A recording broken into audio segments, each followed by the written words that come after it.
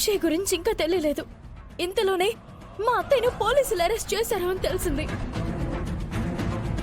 అది కూడా అత్తయ్య మీద నేను పోలీస్ కంప్లైంట్ ఇస్తేనే అరెస్ట్ చేశారు అని తెలిసింది. అత్తయ్య అరెస్ట్ కు నాకు సంబంధం లేదు. ఇదంతా ఎవరో కావాలని చేశారు.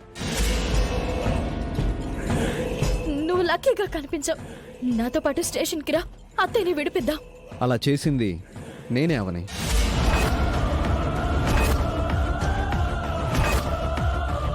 నువ్వు దారిలో కనిపించినప్పుడు నీ దగ్గర నుంచి సంతకాలు సేకరించింది అందుకే.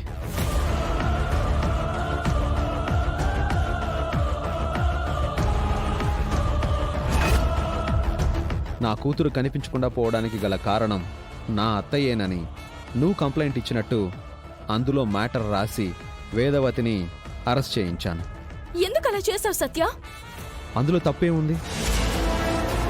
వేదవతి గారి వల్లనే కదా అక్షయ్ మనస్తాపం చెందింది.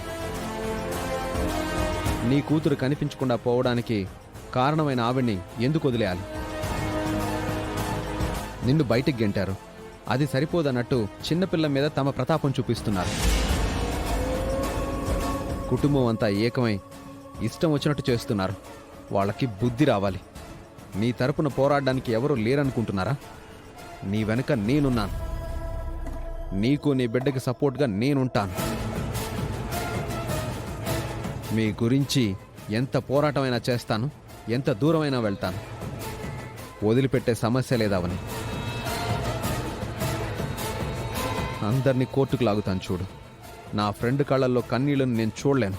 నువ్వు చాలా పెద్ద తప్పు చేశావు సత్య.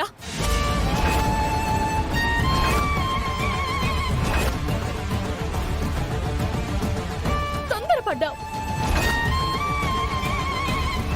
కంగారులో ఏం చదవకుండా సంతకాలు పెట్టేశాను.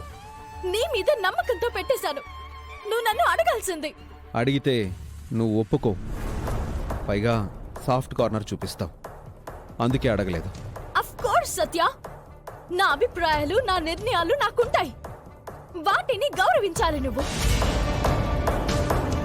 నా అనుమతి లేకుండా నువ్వు ఈ విధంగా చేయడం కరెక్ట్ కాదు. అది కాదవని. ఎంత కాదనుకున్నా వాళ్ళు నా కుటుంబం. వాళ్ళని నేను రోడ్డుకి ఏడ్చుకోలేను కదా. నువ్వెందుకు అతి చనువు తీసుకుంటున్నావు? ఎవరైనా సరే అటువంటి వారిని అలాగే చెయ్యాలి అని అంటారు. నేను వేరు. ఒకరితో నేను కంపేర్ చేసుకోలేను. అత్త తిట్టిందని, కొట్టిందని, మొగుడు గొడవ పడ్డాడని వాళ్ళ మీద నేను రివెంజ్ తీర్చుకోలేను.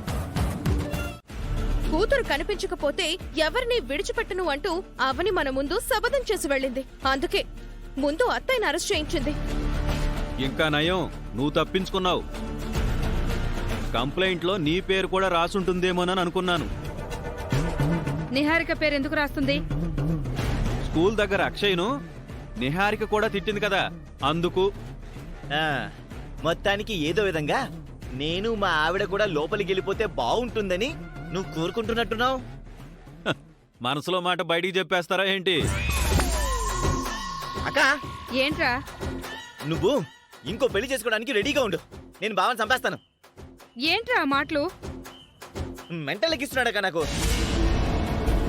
అక్షయ్ ఎక్కడైనా కనిపించిందా? లేదు బావా. అయితే అత్తయ్య బయటికి రావడం కష్టమే. ఏమైంది వేదాకి? పోలీసులు అరెస్ట్ చేశారు నాన్న. ఎందుకమ్మా? అక్షయ కనిపించకుండా పోవడానికి కారణం అమ్మేనని అవని కంప్లైంట్ ఇచ్చిందంట. అందుకే అరెస్ట్ చేసి తీసుకెళ్లిపోయారు. అవని మన ముందుకొచ్చి తన ఆవేదనని చెప్పుకుంటుంది. తన బాధను కన్నీరుతో బయట పెట్టుకుంటుంది గాని అలా తొందరపడదే. అందులోనూ వేద మీద అంత పెద్ద నిర్ణయం తీసుకోదు. అవనే గనక అలాంటి చర్యలు తీసుకోవాలనుకుంటే ఈ పాటికి మన ఫ్యామిలీ మొత్తం జైల్లో కూర్చునేవాళ్ళం. ముందు అత్తయ్యను విడిపించి తీసుకురండి. ఈ విషయం పల్లెటూరి వాళ్ళకి తెలిసిందంటే పరువు పోతుంది. అత్తయ్యను విడిపించడం వీళ్ల వల్ల కాదు, నా వల్ల అసలు కాదు. అందుకే అందరం గమ్మునున్నాం. మీరు తొందరగా వెళ్ళండి మావయ్య గారు. అలాగే పెద్దరాజు. పదశ్రీకర్, వెళ్దాం పద. పదండి.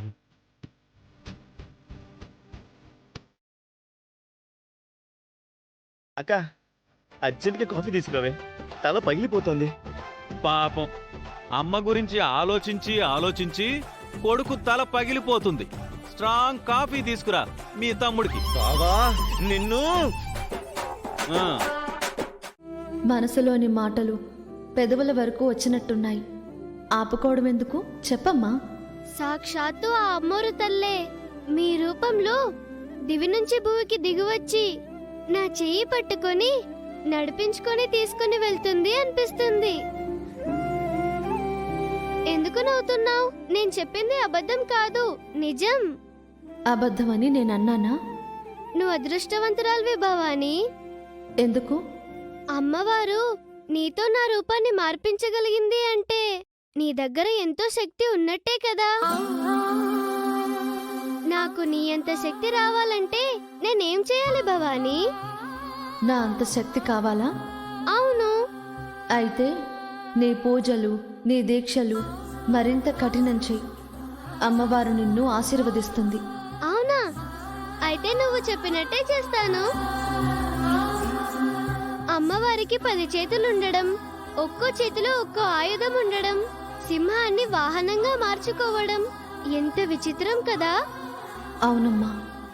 అమ్మవారు సామాన్య మానవులకు ఎప్పుడైనా దర్శనమిస్తుందా?